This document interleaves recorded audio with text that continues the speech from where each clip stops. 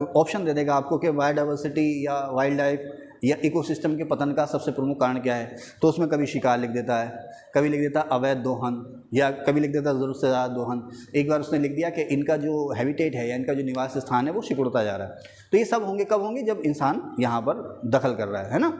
बाहरी दखल में शामिल, शिकार भी इसी में शामिल है। दूसरा, इनका जो आवास है वो लगातार घटता जा रहा है। आप देखो ना, जगह जगह फैक्ट्रियाँ बन रही हैं, है ना, और खेती के लिए आप जो वेटलैंड है वो सुखाते जा रहे हैं, तो उससे क्या हो रहा है, तो बायोडाइवर्सिटी का जो हैबिटेट था, जो आवास था, वो लगातार घटता जा रहा है। दोहन, शिकार, इसके सबके कारण है। एक्स-सिटू आप जानते थे ना, इन-सिटू और एक्स-सिटू, कि बायोडाइवर्सिटी के संरक्षण के लिए, वाइल्ड लाइफ के संरक्षण के लिए दो खास उपाय इन-सिटू और एक्स-सिटू। इन-सिटू जब उन्हें उनके प्राकृतिक निवास में ही हम संरक्षण देते हैं। एक्स-सिटू जैसे जू है, जैसे मान लीजिए कुछ ऐसी एक्सटिंक्ट होने वाली जो एक्सटिंक्ट हो गई वो तो ख़त्म ही हो गई, वो कहाँ मिलेगी।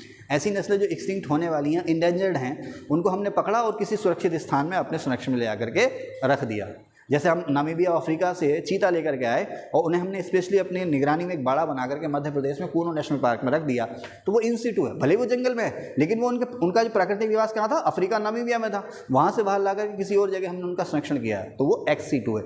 इन-सिटू जहाँ वो रहता है वहीं उसका संरक्षण करना, एक्स-सिटू जहाँ वो नहीं रहता है, जैसे जू है, वहाँ पर ला करके उसका संरक्षण हमने करना है, ठीक है ना।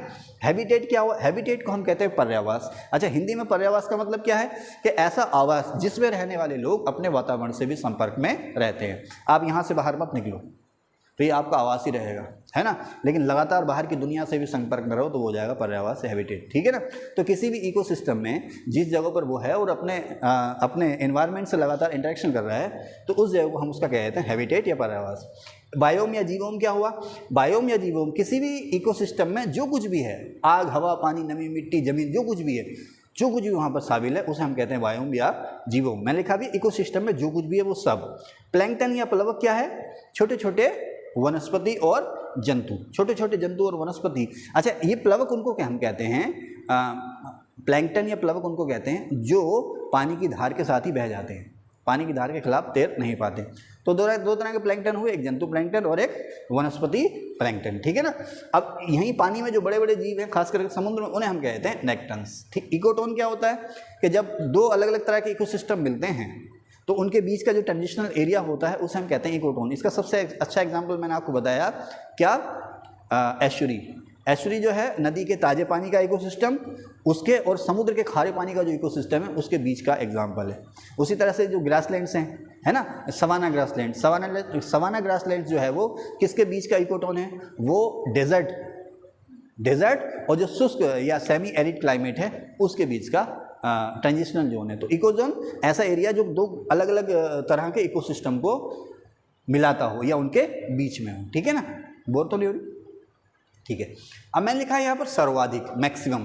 तो सर्वाधिक प्रोडक्टिविटी कहाँ पर मिलेगी आपको, प्रोडक्टिविटी किसकी, बैठ जाओ आप, बैठ जाओ। प्रोडक्टिविटी किसकी, बायोडाइवर्सिटी की, प्रोडक्टिविटी किसकी, बायोडाइवर्सिटी की, ठीक है ना। तो सबसे ज़्यादा बायोडाइवर्सिटी की या बायोमास की या जैव भार की, ठीक है ना। तो सबसे ज़्यादा प्रोडक्टिविटी कहाँ होती है, समंदर में होती है। अच्छा, एक शब्द यहाँ पर बार बार आता है कि सबसे ज़्यादा बायोमास या सबसे ज़्यादा बायोडाइवर्सिटी आपको कहाँ मिलेगी, तो आप कहते हैं ट्रॉपिकल रेन फॉरेस्ट में या उष्णकटिबंधीय वर्षा वनों में आपको ये मिलेगी, है ना। लेकिन यहाँ पर हमने लिख रखा समंदर, तो समंदर का जो एरिया है ना बहुत ज़्यादा है। इसलिए अगर आपसे कोई पूछे कि बायोमास या बायोमास सबसे ज़्यादा आपको कहाँ पर मिलेगा, या किस इकोसिस्टम की प्रोडक्टिविटी सबसे ज़्यादा है, तो आप कहेंगे ओशिन या सी या समंदर या महासागर, जो भी है। प्रति इकाई क्षेत्रफल पर उत्पादकता किसकी सबसे ज़्यादा है, वो है ट्रॉपिकल रेन फॉरेस्ट की। प्रति इकाई क्षेत्रफल पर जो उत्पादकता सबसे ज़्यादा है वो ट्रॉपिकल रेन फॉरेस्ट की है। सबसे संवेदनशील जो इकोसिस्टम है वो है डेजर्ट, ठीक है ना, सबसे संवेदनशील, सेंसिटिव डेजर्ट है, ठीक है। सबसे ज़्यादा बायोडाइवर्सिटी आपको यहाँ पर देखें, सबसे ज़्यादा जैव विविधता आपको TRF में मिलेगी। उसके बाद जो मूंगे की चट्टानें हैं, कोरल रीफ हैं, उसमें मिलेंगी। उसके बाद मैंग्रोव में, फिर एस्चुरी में, और उसके बाद नंबर आता है वेटलैंड का। इसको रट लेना है, इस सीक्वेंस को आप लोग रट लेना है, ठीक है। सबसे कम बायोडाइवर्सिटी आपको बर्फीले इलाकों में यानी कि पोल पे, और उसके बाद डेजर्ट में मिलेगी, ठीक है। अच्छा, भारत में सबसे ज़्यादा जो बायोडाइवर्सिटी मिलती है वो मिलती है पश्चिमी घाट पहाड़ के पश्चिमी ढाल पर, ठीक है। भारत में सबसे ज़्यादा बायोडाइवर्सिटी मिलती है पश्चिमी घाट पहाड़ के पश्चिमी ढाल पर, और एक जगह पर भारत में सबसे ज़्यादा बायोडाइवर्सिटी मिलती है केरल में साइलेंट वैली में, ठीक है ना। दुनिया में सबसे ज़्यादा बायोडाइवर्सिटी मिलती है उष्णकटिबंधीय वर्षावनों में, है ना। और सबसे ज़्यादा उष्णकटिबंधीय वर्षावन कहाँ मिलते हैं? ब्राज़ील में, अमेजन में, है ना। और एक जगह पर दुनिया में सबसे ज़्यादा बायोडाइवर्सिटी मिलती है अमेरिका में, डेथ वैली या मृत घाटी में, ठीक है। भारत में सबसे ज़्यादा बायोडाइवर्सिटी मैंने अभी आपको बताया पश्चिमी घाट पहाड़, दूसरे नंबर पर नॉर्थ ईस्ट हिमालय और तीसरे नंबर पर पूरा का पूरा हिमालय, ठीक है ना। हिमालय को भारत में बायोडाइवर्सिटी का गेटवे भी कहते हैं, gateway of Indian biodiversity Himalaya को कहते हैं। अच्छा, फूड चेन में अगर हम देखो यहाँ पर क्या हेडिंग डाला हमने? सर्वाधिक। फूड चेन में अगर हम न्यूट्रिशन की बात करें, पोषण की बात करें, तो फूड चेन में सबसे सुरक्षित कौन है? तीसरे उपभोक्ता। सबसे ज़्यादा पोषण किसको मिलता है? तीसरे उपभोक्ता। यहाँ पर देखो कन्फ्यूजन होता है, जैसे आप क्या कहोगे कि साहब प्रोड्यूसर कौन है? प्रोड्यूसर कौन है? वो है प्लांट्स। अब प्लांट्स से सीधे एनर्जी किनको मिलती है? जो शाकाहारी है, ये प्राथमिक उपभोक्ता जो है। आप कहोगे साहब सबसे ज़्यादा सुरक्षित और सबसे ज़्यादा एनर्जी तो प्राथमिक वालों को मिलनी चाहिए, लेकिन नहीं। जैसे मान लीजिए प्लांट्स हैं और वहाँ पर भेड़ बकरियाँ वगैरह हैं, किसी वजह से प्लांट्स वहाँ पर सूख गए, घास सूख गई, उनको तो कुछ मिलेगा नहीं, लेकिन शेर अपनी जान बचा लेगा ना, कुत्ता अपनी जान बचा लेगा। शेर की बात नहीं है, कुत्ता अपनी जान बचा लेगा। हालांकि कुत्ता घास नहीं खाता है, कुत्ता जो है मरे हुए जंगली जीव जानवर जंतुओं को खाता है, तो वो अपनी जान बचा लेगा, क्योंकि वो अलग अलग जगहों से क्या कर रहा है? एनर्जी पा रहा है। उसी तरह इंसान है, किसी समय मान लीजिए अनाज ना हो तो मांस खा करके अपना जीवन गुजार लेगा कुछ दिन के लिए।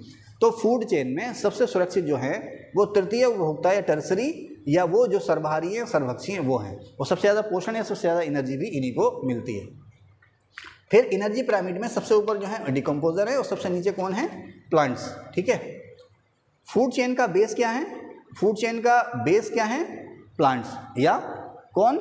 उत्पादक, है ना, प्रोड्यूसर्स। फूड चेन का बेस है प्रोड्यूसर्स। और फूड चेन में सबसे इंपॉर्टेंट कौन है? Solar energy. सबसे इंपॉर्टेंट एनर्जी सोर्स कौन सा है? सूरज की रोशनी या सोलर एनर्जी। सबसे सुरक्षित है सर्वाहारी, ठीक है। अब यहाँ पर आ गया, अब ये टॉपिक जो है बिल्कुल अलग हो गया। अब यहाँ पर दूसरा टॉपिक शुरू हो गया, तो मैं इसको सेकंड पार्ट में बनाता हूँ। Thank you.